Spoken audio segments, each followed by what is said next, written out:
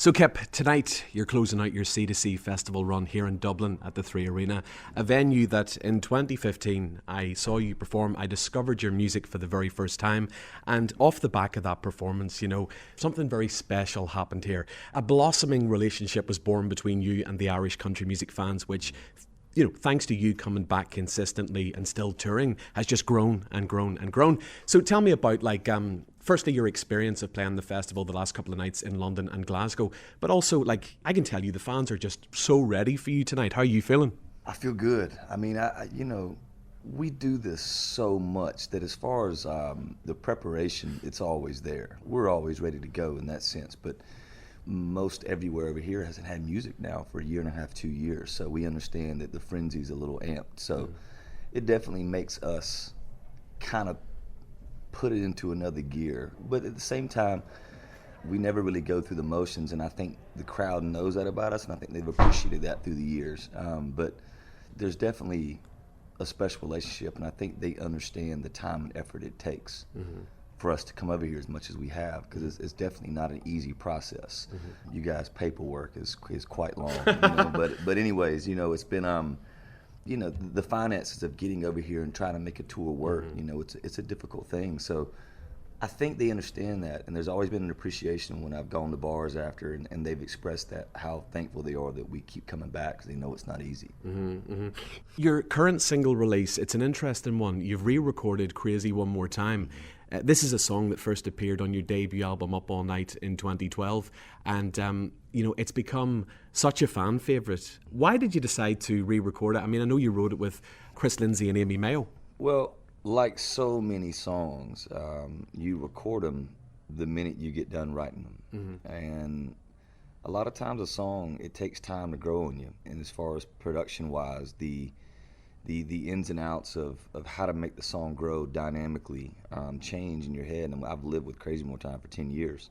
And it's always been one of my favorites, and I know that it's always been one of the crowd favorites. So during the initial lockdown, I had a really good music friend in general, but he's a fantastic musician, producer, come to the house and set up a studio at the house. And we just got to talking one night really late about what a shame it was that song was never released as its own single. And we just started tinkering with the nuts and bolts of the song, and I started talking about what I've been hearing through all the years and the way I would have done it had I was able to do it now. So he was like, why don't we just do it? So we started from scratch, and once I let the record label and management, those guys, hear the song, because I just kind of turned into batch, they all were kind of going nuts over Crazy More Time. So they're like, let's throw it out and see what happens. Okay.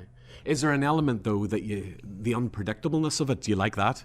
For sure. I mean, when you listen to the first two tracks, when you compare the two, dynamically the new one grows so much more. The first one kind of stays in one place, linear through the whole track, and it's great. Like that track has a life of its own, but I never felt like the track truly came out of the cage and unleashed like all the dynamic that it was capable of. So that's what we tried to capture in this one. You've spoken about the early days of moving to Nashville and working odd jobs, and at times not having enough money to put your heating on, and you would stay up to 2-3 in the morning studying the singer-songwriters who you consider as the greats. You've also spoken about the mental toll the industry has taken on you and your own battles with being a perfectionist.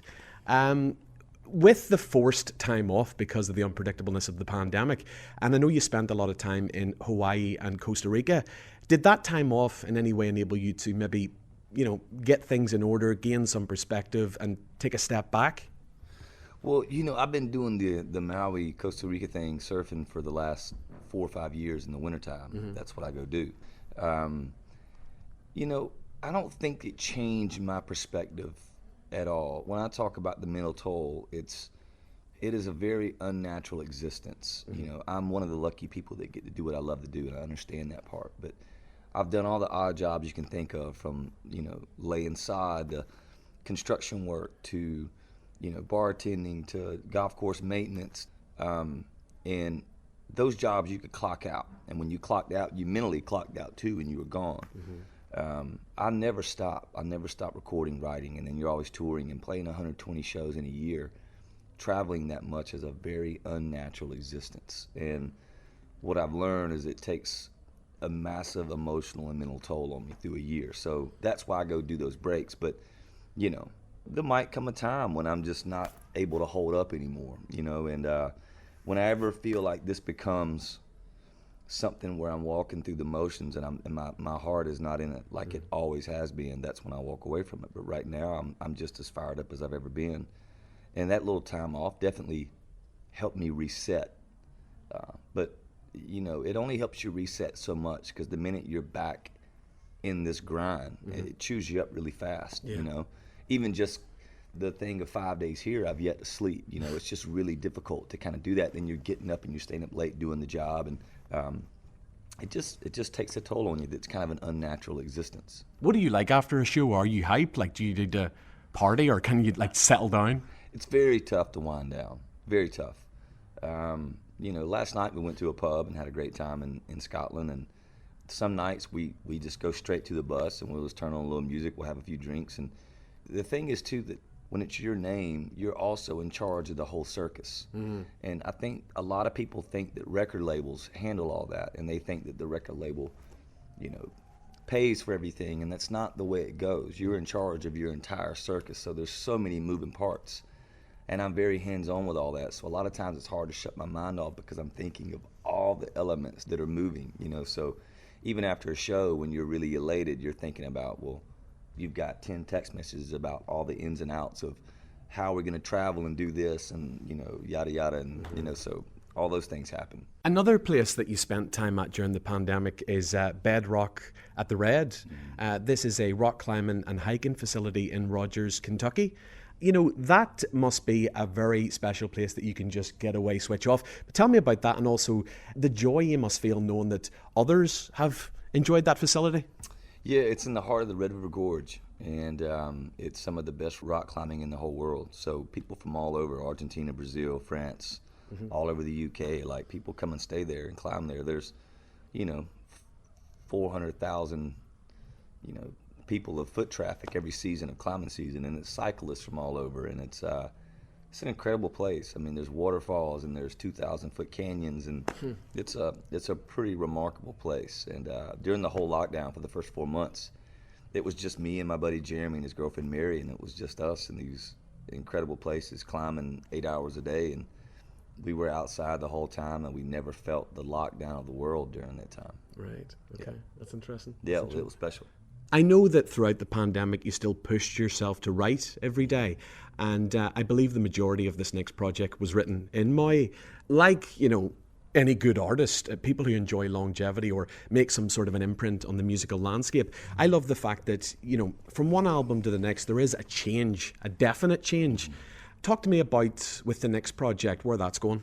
Well, I'm not going to tell you right now where the change is going, but there's definitely a change. But there's always a common thread. Like, I am who I am as an artist, but I'm always trying to push the boundary of sonic tone, arrangements, melodic differences, lyrical differences. Man, I hate getting a record from an artist, and it's the same damn thing they've sung about for 3 records. It's the same guitar tones. Everything's the same. Really drives me nuts. It feels like you found a formula and you got real lazy, and it's just like that's what you do. Particularly in country? No, I don't say particularly in country. I think that's all genres. I think that, and there's a lot of artists that are always pushing themselves. I just get bored with the ones that keep making the same records. But I think that there's plenty of people, don't misquote me on that, I think there's a lot of people that push and make different records from each record to the next. You know, I think Miranda's done a great job of that throughout her career. I think Church has always pushed himself and made different records sound, you know, from one to the next. And and a lot of times for me, it's definitely a cognitive thing that I'm thinking about, but it's also just maturation. Like, it's just the natural maturation process that I'm not fighting. I'm not going to keep singing about things that I sang about in 2012 just to stay relevant with a younger audience. I'm going to let the music grow as I grow. And so that part I'm not even having to fight. You know, my mindset has changed so much from 2013 to what it is now, so that's what I'm going to write about. And every year it's changing. The more you discover about yourself, the more you learn about yourself, the more you're going to change. So for me, a lot of it is a very natural thing, and then a lot of it is just a cognitive choice of stretching and pushing myself, because I would get bored with making the same record. Like, I love the Up All Night record. and that was such a major commercial success. But I was ready to make a different record. I didn't want to make that record again. And this record, I don't think I'm going to make a record for quite some time after this one. I put so much into this one that I'm going to step away from making another record for quite a while after this. Wow. This is something that I want to just kind of hang my hat on for a while and tour around this one for a long time. Particularly for young artists, there's a lot of emphasis and pressure for radio play, streaming, social media numbers. Mm-hmm. You know, a lot of aspiring singer-songwriters very much look up to you. Mm-hmm. What advice would you give them? Man, my path was my path. And I'm also aware that, you know, I know that people's mental fortitude is also different. So it's hard for me to tell you to do something like I did if we're not the same in that capacity.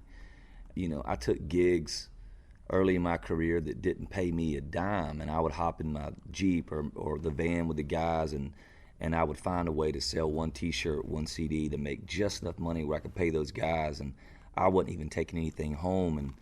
And but it was just that chance to get out, and you feel like that whole thing has changed a lot now, and the game is changing a lot. So, but at the same time, I'm always just like, who am I to give advice to anybody? You know, it was my path, and for me, it was just, it was a relentless pursuit of what I was going after. And I was my own man the whole time. I think that it's easy to fall into a trap of, I've always been very appreciative of people that give me advice on, well, you need to do this, you need to do that. Like, I listen, I take everything to heart. But at the end of the day, I make all my own choices. I don't let people steer me. And I think that's easy to get caught up in an artist, is even when, you know, say your management chooses your band for you, or they have rehearsals and you're not even there. Like, I'm hands-on with everything that I do. Nobody's choosing my band members for me. You know, I can remember turning down a big tour, and people thought I was crazy early in my career when I was going to be the first of three. I had already done that. I'd already been on a big tour being first of three. I knew what that was like. I knew that people were still barely filed into the arena. You were kind of an afterthought. And I thought that it was more important to go out and do a headlining club tour for 1,000 people, mm-hmm. make way less money, but build a fan base. And I was told that I was crazy. Well, now that's paying dividends for me because I've experienced the highs and lows of commercial success. So the minute that commercial rug is jerked out from underneath you, you better have something to stand on, mm-hmm. or it's all over overnight. So I always knew the importance of radio helping me get those people in the door, and then it was up to me and the band to hold them there. Mm-hmm. And it was up to me to make great records to hold them there. And it was up to us to hustle and get out there and create something special for fans to latch onto. So I knew all those things early on, and I stuck to my guns on them. And, you know, we had a lot of commercial success early on, and then it really evaporated. But we probably doubled our fan base during that time. And then I had a little bit of commercial success come back, and then it went away again. And I've kind of been one of those artists that's kind of weathered the ebbs and flows of those kind of things, I think, from being steadfast in the pursuit of what we're all after. You did a number of sort of live streams during the pandemic. One in particular that stands out, a show from the Ryman in Nashville. I think it was last February, and you brought out Ashley McBride. I got up in the middle of the night to watch this thing. I remember you ran over the time and you had to pay a fine. Yeah. But I remember, like, even just watching you on television in Northern Ireland going, this guy is soaking up every minute on that stage. Yeah? Yeah, I mean, I think so. I think I'm pretty present, you know, when I'm doing what I do. I'm really connected to my own music too. Like, I don't have a staff of people writing my songs, so yeah. I'm connected to that. But it's also one of those things where, you know, it was a year and a half of no music, and, you know, still taking care of all your people, and mm-hmm. that took a heavy toll on me. And it was just that elated feeling of being back out there, and hopefully there's a little bit of light at the end of the tunnel. Mm-hmm. Just finally, in September of 2019, you played the Ulster Hall in Belfast. Mm-hmm.